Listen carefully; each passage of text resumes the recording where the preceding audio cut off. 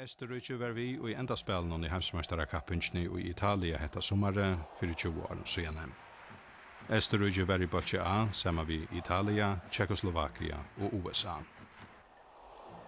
Modi Italia og Tjekkoslovakia, som kom lengt i kappinjni, var Österrikarar fyrir tepron 1-0 osikron, men mot USA brakta i til Österrike. In beating the United States, Andreas Ogris at least provided the tournament with another of those Baggio-type individual goals. Jeg så der en vik og æren, kom vik og æren, vi spilte mot dem, men ta helt jeg, da jeg spilte mot Schweiz, og i Østerrike, og i Wien, og jeg helt at li fungerer ikke som et li. Og jeg visste eisen, jeg finnes ikke nekvar opplysninger om det, men nekrar. Det leierdaver 8. september. Etter drikvar 4 reisingar frafæringar løtan kommen. Her sørger vi landslige og vi ut i flåfæri til Atlantic Airways. Leien gonger til Danmarskar og heiane til Landskrona. Og i førjon må no flere bera øtta for startteppe. Hva togs av spelerne? Jeg tykker vi var lykke i var sammen som flest av lander, og jeg halte at for meg glapp ikke for samme dagen vi skulle spille at jeg har en god tjeneste av at vi får at få et godt utslitt. Og jeg var reisen selv at jeg sier i anker undansending at altså under 4-0 det var okej altså, til at vi var vi for å lære som det så, men kan ha vært tids til. Men av kampen selv tar jeg en rævlig god tjeneste av at vi får få et godt utslitt, og ta hoksa vi vel om en janlag og syndra heppning jeg sier ganske. Føreska landslige hei og i døven om 4 disten tilhalt av Ørene slott og i Landskrona utriene. Det var et størst slott, så var det sånn vantjer ut fra kømerne var sånn, det får inn i bassen, det ble sånn hotellen og slotten sjåven og vi arbeidsmenn, vi var kort sin til Svin. Men det var finnast, vi bodde for en kammare. Og det var utrolig flott og størst, og her som man det var en større sjaler, og lengt på år, og jeg var tjenere rundt her, og så var det, og jo, det var veldig fornemt av byggverk, det har vært og godt, fria litt. Paul Kvölagsson hei nekvarvenjingar vi spelar noen og i døven om 4 disten. Bøtast måtte om til Kjønli og Brek, og i Stafest Våra, og i seneste venjingardisten om det danska Masteralino Brøndby.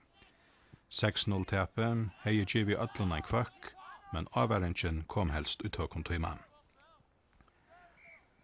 Etter distenar mot i Øslandi og Brøndby og i august 1995 var det 2 brøytingar av linon, farnara mela og i hovanon av venjaranon.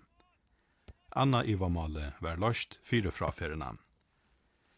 Ipmor Olsen ur Masteralino B1 hei veri annar av miverjonon. Men i 12. tøyma kom Thomas Eli Hansen ur B36 vi og i hans herra sted.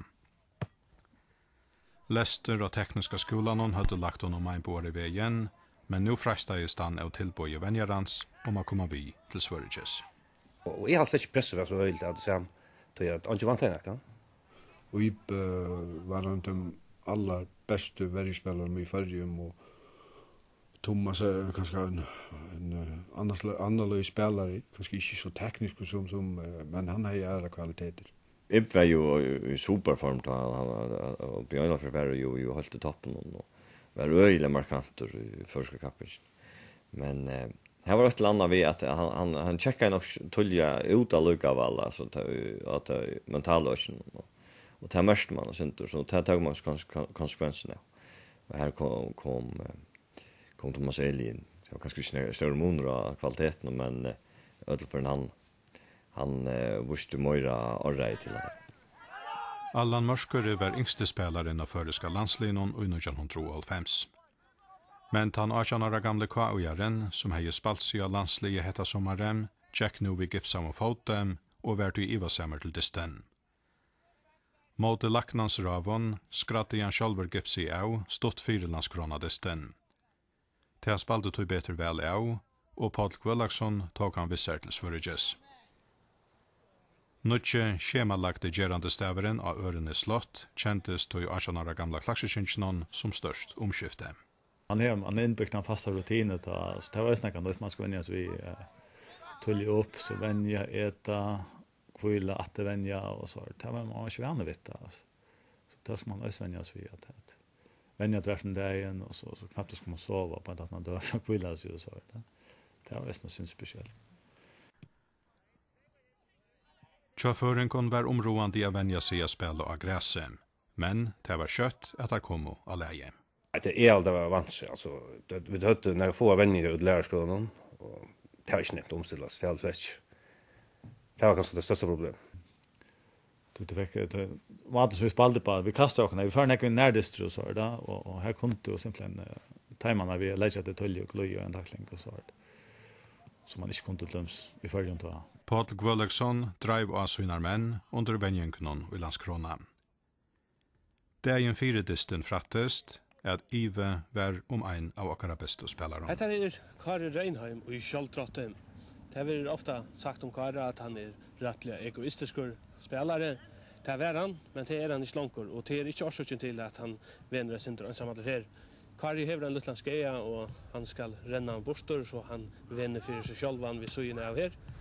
Så säger Paul att jag spelar vi är faktiskt spelat match. 2 spelar vi, säger han. Det var det bojen jag fick. Så betejbar väl den fodren. Men det som löje vi dysten allt. Jag halt inte i ena tackling i dysten. Jag kör mig av i 2 minuter. Det var det ena som hade kunnat spela på. Så det var till. Bara ett ivamal var nu etter og i hoa venjarans om hvordan livet skulle mannast. Ønsken vant en akra brøyting av Vinstra Batche. Tannleikloten hei Paul Enok Hansen ur GUI haft av landslinjen i nokker år. Men venjaren var kommet igjen av tvistøve. Jeg visste vel hva for kvaliteter Jan kunne komme inn i.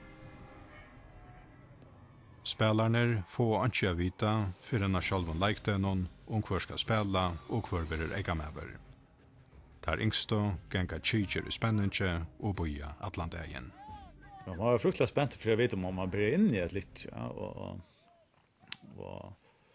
så att man alltid från för jag vet om man blir inne så fer man in i en sån jag heter alltid för en sån avstaklock eller så är då. Så gick man för sig själv och huxa om kan man skulle göra og taktikkfondonen får tøymar 4 disten avdugar Paul Gwöleksson navnene at han 11 som skulle spela.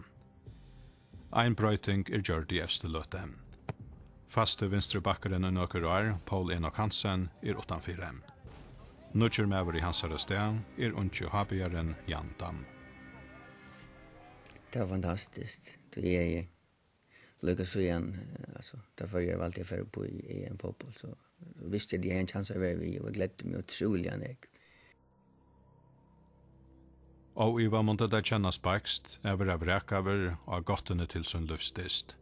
Men Paul Enok Hansen, som døye så brottlige langt år etter, bær ikke akkom henta tilbord, men vurste seg i stegen som 4-myndarligen udrottarmann, minnest avløseren. Det var fantastiske personer, og jeg har fått respekt for det at jeg blir inn.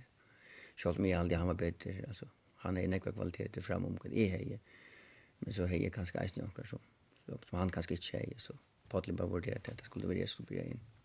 Vi manglar ganska en tacklare ganska mot på Lennox som kanske vara en backe som får från vi och har några fantastiska inlägg och länk inkast sånt tänker men vi manglar ganska tacklare typerna som Jan Damjo ska man säga nästan blir hemkänd i fyra.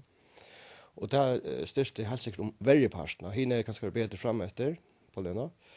Men så att blev man väldigt det visste vi där för en stor part så att TV har varit ett öl plus att Janne kom in och han spaltade från början av bena vid sandförande. Ja.